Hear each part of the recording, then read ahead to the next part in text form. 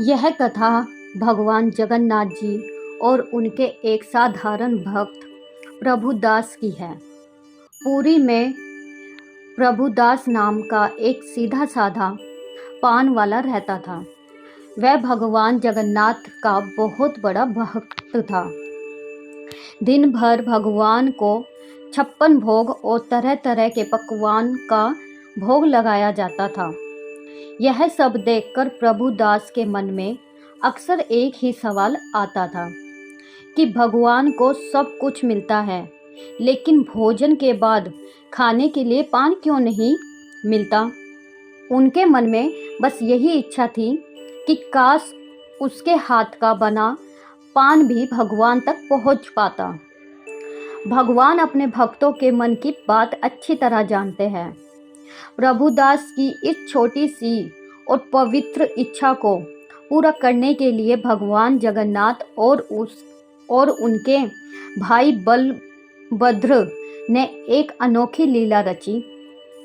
एक दिन जब आधी रात हो चुकी थी और पूरी नगरी सो रही थी, तब प्रभुदास अपनी दुकान बंद करने की तैयारी कर रहा था।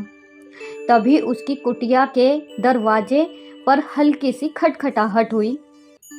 उसने दरवाज़ा खोला तो सामने दो बेहद सुंदर और दिव्य नौजवान खड़े थे। उनके घुंघराले बाल, कानों में चमकते कुंडल और चेहरे पर एक अजीब सा आकर्षण था। उन्होंने प्रभुदास से कहा कि वे बहुत दूर से चलकर आए हैं और उन्हें थकान महसूस हो रही है। क्या थोड़ा ताज़ा पान मिल सकता है? प्रभुदास ने बिना देर किए उनके लिए बहुत ही प्रेम से 2 बेहतरीन पान बनाए। दोनों युवकों ने पान खाया और उनकी बहुत तारीफ की। वे पान खाकर बिना पैसे दिए ही चले गए। प्रभुदास उनकी सुंदरता और सादगी में इतना खो गया था कि उसे पैसे की सुध ही नहीं रही। अगली रात से यह रोज का नियम बन गया। वह दोनों रहस्यमयी युवक हर रात आते, पान खाते और बिना कुछ कहे चले जाते। प्रभुदास को अब उनका इंतजार रहने लगा था। उसी नगर में बलराम दास नाम का एक अन्य व्यक्ति भी रहता था। एक रात उसने उन दोनों युवकों को प्रभुदास की कुटिया से निकलते हुए देख लिया। उसे यह सब कुछ संदिग्ध लगा। अगले दिन बलराम दास ने प्रभुदास से इसके बारे में पूछा। प्रभुदास ने सच सच बताया कि वे दोनों युवक रोज रात को आते हैं और बिना दाम दिए चले जाते हैं।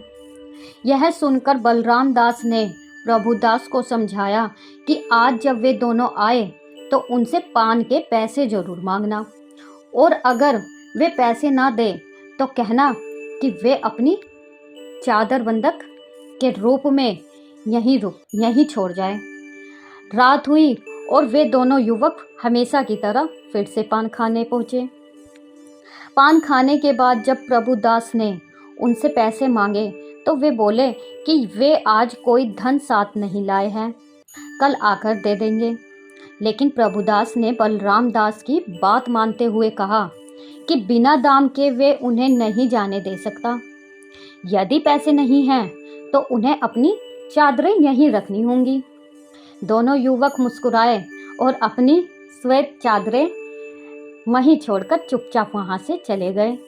अगली सुबह जब पुरी के मुख्य पुजारी मंदिर पहुंचे और भगवान जगन्नाथ तथा बलभद्र के विग्रह को सजाने लगे तो उन्होंने देखा कि भगवान की सफ़ेद चादरें गायब थी।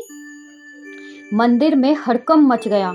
चोरी की इस घटना की खबर पूरे शहर में आग की तरह फैल गई और राजा प्रताप रुद्रदेव तक पहुंच गए। राजा को बहुत गुस्सा आया। भगवान के मंदिर में ऐसी चोरी कैसे हो सकती है?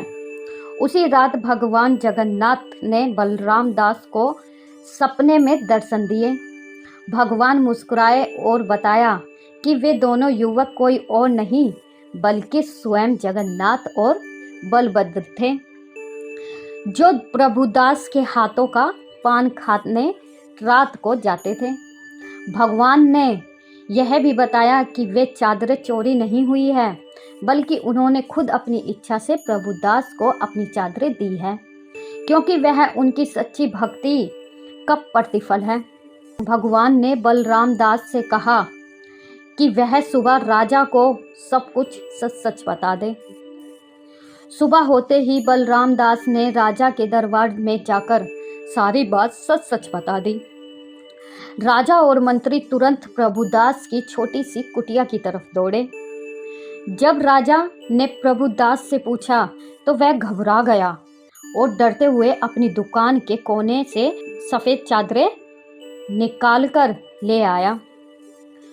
उसने रोते हुए कहा कि उसे नहीं पता था कि वे दोनों साक्षात भगवान हैं। उससे बहुत बड़ी भूल हो गई है। लेकिन राजा और वहाँ मौजूद सभी लोग समझ गए कि यह कोई पाप नहीं, बल्कि प्रभुदास की अटूट भक्ति का चमत्कार है। राजा ने प्रभुदास को गले लगा लिया और उसकी भक्ति को प्रणाम किया। उसी दिन से भगवान जगन्नाथ के मंदिर में मुख्य भोग के बाद पान अर्पित करने की एक नई और सुंदर परंपरा की शुरुआत की गई। प्रभुदास का जीवन धन्य हो गया और उसकी यह प्रेम भरी भक्ति इतिहास में अमर हो गई। तो आप क्या कहना चाहेंगे इस कहानी के बारे में, और किस किस को इस कहानी के बारे में पता था, प्लीज़ कमेंट में बताइएगा। और आगे आपको ऐसी कहानी सुनने के लिए मेरा चैनल सब्सक्राइब करना पड़ेगा, लाइक करना पड़ेगा। अगर मेरी वीडियो अच्छी लगी, आपको ये कहानी अच्छी लगी, तो आपका साथ चाहिए, आपका सपोर्ट चाहिए। मिलते हैं आपको अगली वीडियो में।